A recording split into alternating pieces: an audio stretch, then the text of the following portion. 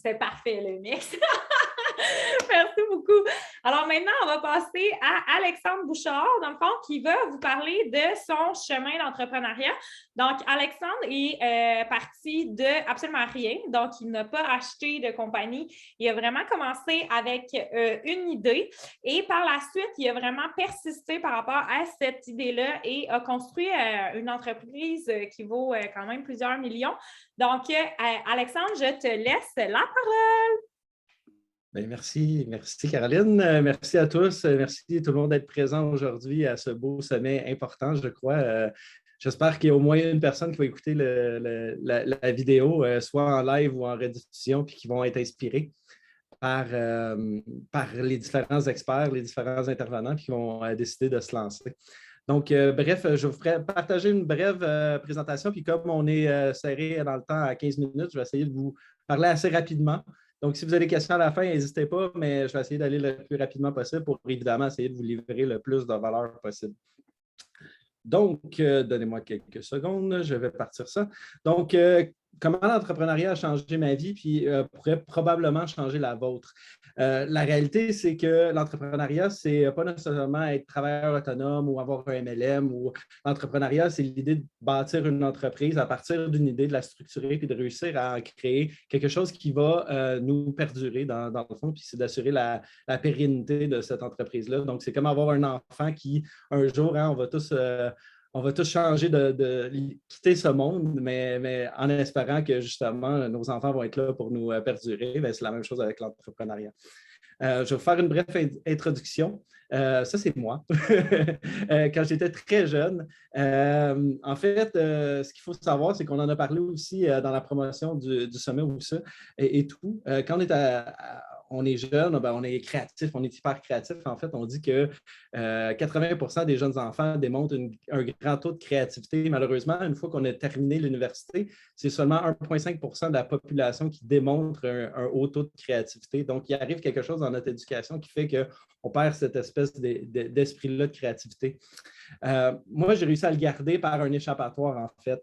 Cet échappatoire, c'est un vieil ordinateur. Ça trahit mon âge, là, mais j'ai appris mon anglais sur un Commodore 64 parce qu'à l'époque, on n'avait pas de logiciel en français. Tous les logiciels étaient en anglais, fait qu'il fallait apprendre la langue des logiciels pour pouvoir les utiliser. Puis je suis vraiment tombé en amour avec tout ce qui est ordinateur, technologie. À un très, très jeune âge, j'étais un nerd total. D'ailleurs, la preuve, c'est qu'à Noël, j'ai reçu un pouce-mine. C'est moi avec ma sœur. Et j'étais hyper content. Vous pouvez voir par les windshields que je porte dans mes yeux que j'étais effectivement un nerd total. Fait que toujours attiré vers la technologie. Toujours dans mon cheminement en éducation, j'apprenais évidemment dans la routine le 8 à 5 à devenir un parfait futur employé, jusqu'à temps que je devienne justement un parfait futur employé pour une petite compagnie que vous ne connaissez peut-être pas. Ils font des bidules technologiques comme des téléphones ou des tablettes qui nous ont rendus accros, en fait.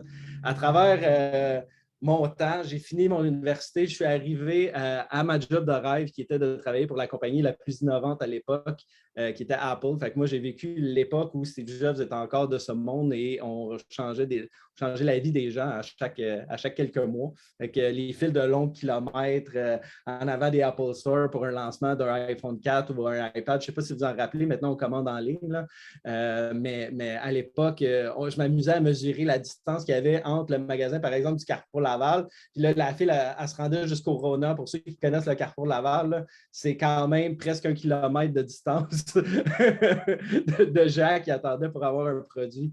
Mais j'étais super content parce que dans toute ma vie, j'avais été appris à être un employé. Puis moi, je voulais travailler pour ma job de rêve. Fait que j'étais arrivé sur le sommet de ma pyramide professionnelle de dire, ben, hey, je fais du développement des affaires pour le domaine des entreprises, pour Apple, la compagnie la plus innovante au monde.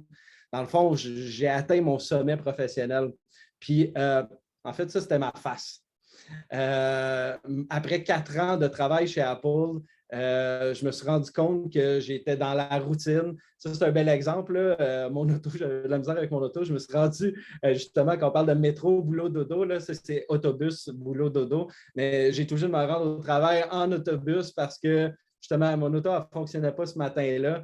Puis, je suis arrivé en retard au travail, j'étais tout perplexe. Puis, je me suis mis à penser à cette espèce de routine-là d'arriver à la maison en retard pour le souper, de manquer des soupers, d'avoir une routine. Même des fois, on faisait des horaires atypiques parce que les clients entreprises nous rencontraient dans des heures différentes. Fait que j'avais un enfant et demi probablement à cette époque-là. Un à venir, donc. Fait que j'étais pas heureux. J'avais l'impression que je partais une cassette aussi. Quand je parlais à mes clients, j'étais rendu à une place où j'étais confortable avec la technologie. Je vous ai prouvé que j'étais capable d'être confortable avec la technologie avec mes lunettes. Mais la réalité, c'est que j'avais besoin de me trouver un nouveau défi parce que tout simplement, j'étais rentré dans la routine métro, boulot, dodo. Je faisais toujours ça. Les gens me vénéraient. J'étais comme un Jésus pour plusieurs gens qui voulaient avoir le dernier iPad. Je me faisais courir après par Guy Laliberté qui voulait avoir le dernier modèle de téléphone ou la tablette. Fait que, bref, j'étais une rockstar chez Apple, mais dans ma vie personnelle, j'étais vraiment un échec total, selon moi.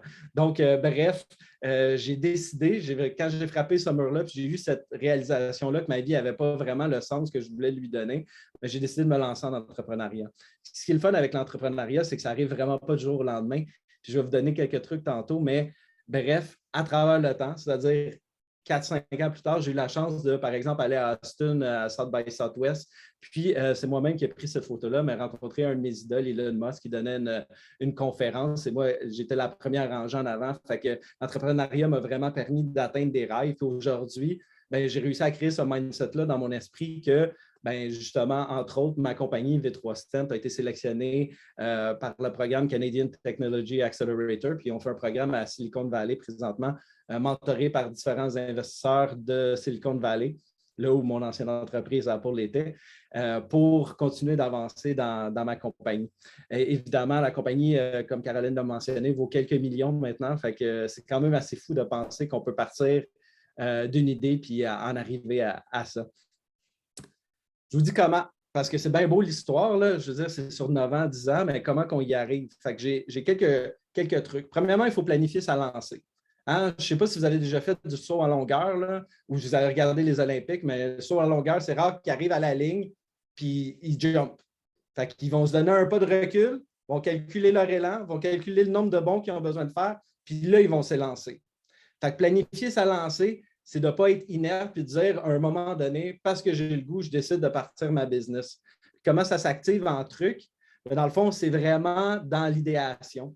Fait que la première question que vous devez vous poser, c'est qu'est-ce que je pourrais faire? Fait qu'il y a un concept japonais qui s'appelle le Ikigai, qui veut dire qu'on va essayer de trouver le point commun entre mes intérêts, mes passions, mon expertise et les besoins d'un client potentiel.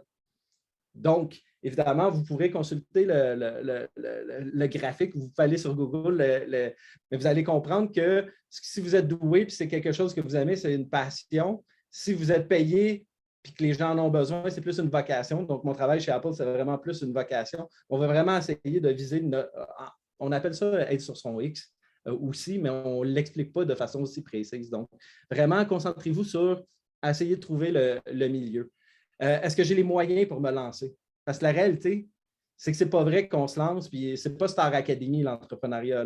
C'est pas 4 semaines, puis je suis rendu une super vedette multimillionnaire. Je veux dire, les gens alentour de moi pourraient attester que mes premières années, je faisais à peu près le même salaire annuel que quand j'étais temps partiel dans une boutique de linge. Fait que, bref, est-ce qu'on a des épargnes? Est-ce que j'ai des actions? Moi, j'étais chanceux. Chez Apple, on a un programme d'actions. On pouvait contribuer à même notre paye. Puis il nous donnait un pourcentage ou un pourcentage réduit sur le prix des actions. Puis j'étais dans l'effervescence d'Apple, fait que mes actions ont quadruplé. Fait que mon montant a quadruplé. Fait que j'ai réussi à me créer un coussin que j'ai vendu. J'ai vendu toutes mes actions d'Apple pour partir de ma business. Je me suis créé un coussin de 25 000 $. Vous allez dire, ce n'est pas beaucoup, mais c'était assez pour vivre les premiers mois sans avoir de revenus. Évidemment, si vous avez des placements, on a parlé de propriété avec Maxime, la famille qui peuvent vous aider peut-être ou vous donner un coup de main. La famille, c'est surtout important au niveau moral, d'avoir des gens qui sont alentour de nous pour nous supporter. La troisième question, c'est quelle est la structure qui me permettra de faire éclore mon idée?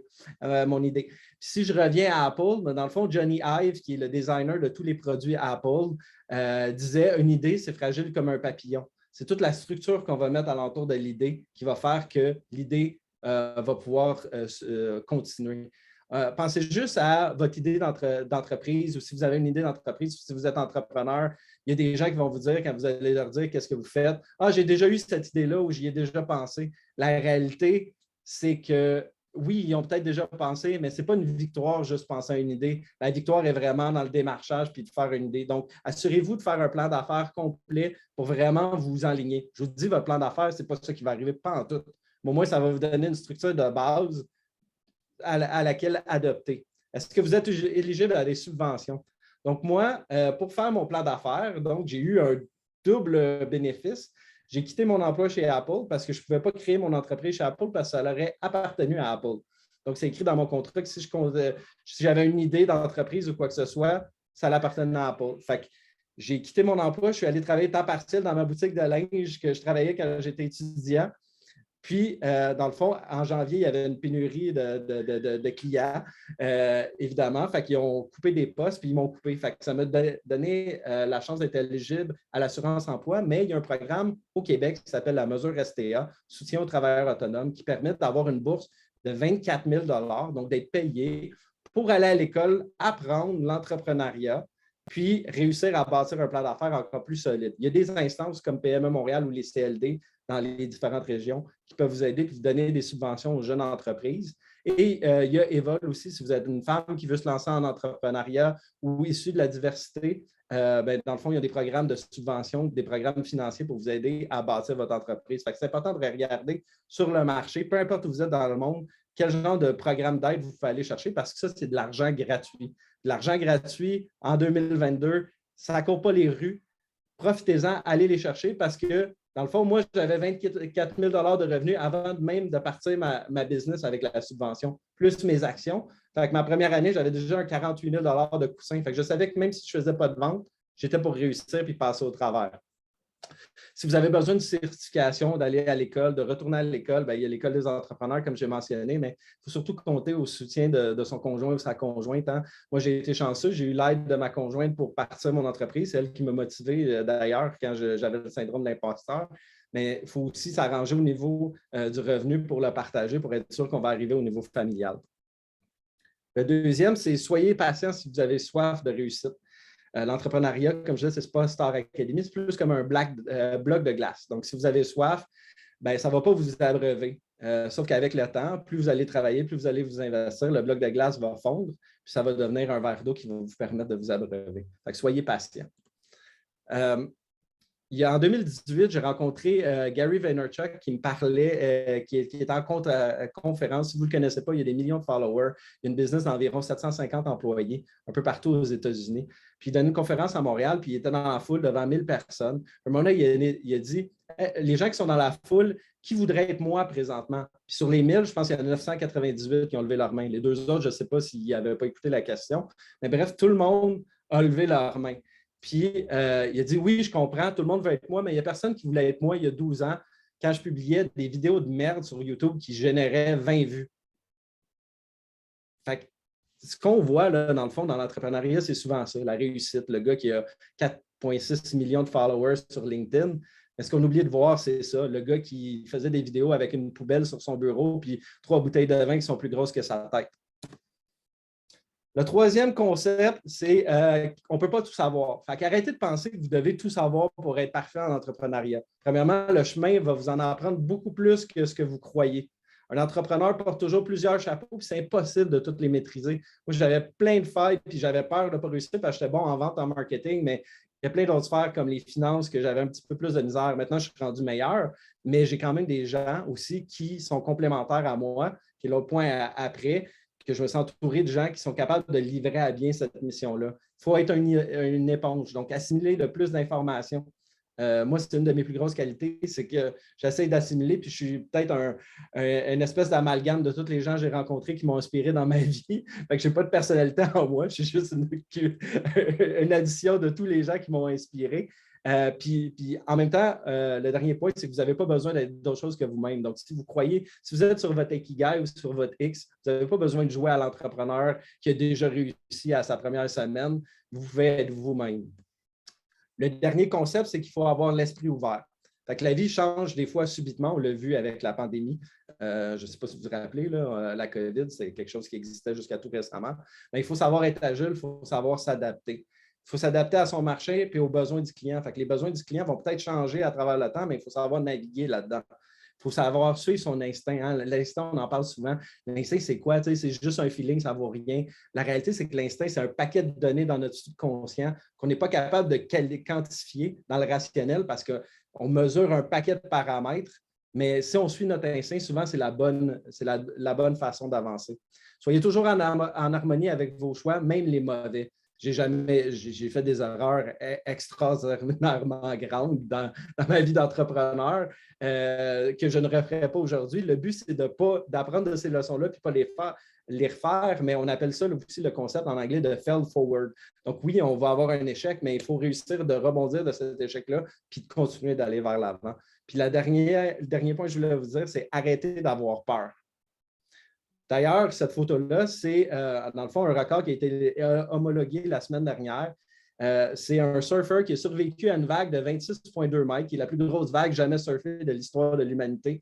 Puis lui, il a survécu. Fait que dites-vous que si lui, il a survécu une vague de 26,2 mètres, vous êtes capable de survivre à votre lancement en entrepreneuriat.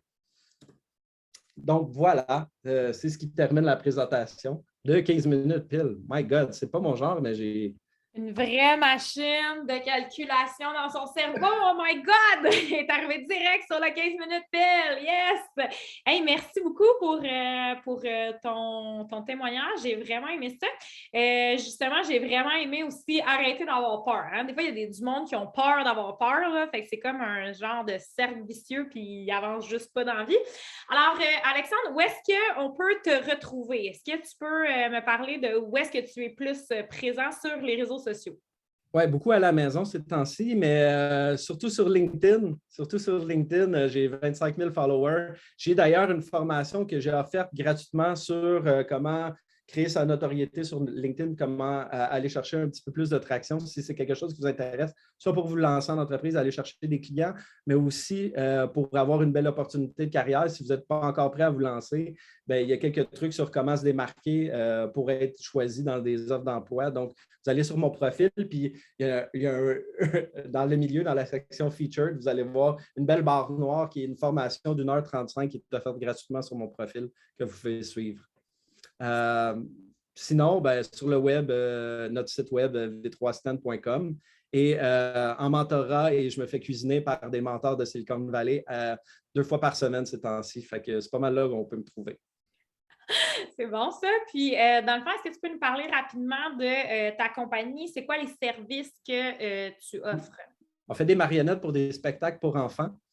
Non. On a une plateforme technologique d'intelligence artificielle qui aide les entreprises, donc d'entreprises qui font affaire avec d'autres entreprises, à mieux recruter, à faire valoir leurs services à travers leurs plus belles ressources, leurs employés, et à chercher des nouvelles opportunités. Donc, voilà. Est-ce que tu peux nous rappeler, dans le fond, tu pourras nous mettre dans le chat ta compagnie et ton lien pour ton profil, s'il te plaît? Oui, sans problème. Yes, merci beaucoup. Merci à vous. Donc, on vient déjà à la fin de ce sommet. Alors, je vous remercie